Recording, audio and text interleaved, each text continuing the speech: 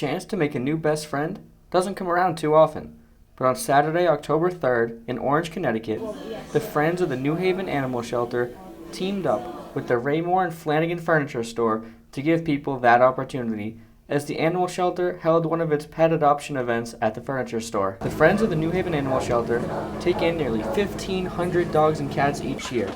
The adoption event allows the shelter to bring some of the animals around the New Haven area for people to meet a few of the animals, hoping that some of them may get adopted. But where do all these animals come from? I would say the majority of our animals are strays. So sometimes they're owner surrenders, but mainly I would say 95% are strays, just found on the street, abandoned in houses. People move away and they leave their animals behind, so then they come to us. While the main focus of the event is to get the animals adopted, that is certainly not the only goal of the volunteers. But another thing is to bring publicity for our shelter. A lot of people don't know where our shelter is or know the kind of animals we have at the shelter, so it's good for us to hand out brochures and talk about a little bit about the animals we have there. It seems easy to come to an event like this and adopt any dog or cat you may like, but there are in fact still several steps the animal shelter takes to ensure the animal is going to a safe home.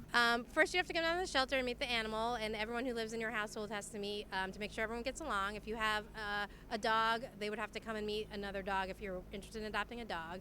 If you have a cat already, the dog would be cat tested. If a family is unable to keep an animal they adopt, the shelter will always welcome the animal back. Yeah, every once in a while one will come back. But we try to minimize that by asking all the questions in advance and talking about, get a feel for how it's going to work out. The feeling when an animal does finally get adopted is one that never gets old for the volunteers. We like it also when somebody adopts a dog that they eventually send us some pictures or whatever. They look so happy when they're in a house. From Orange, Connecticut, I'm Tom Cunningham.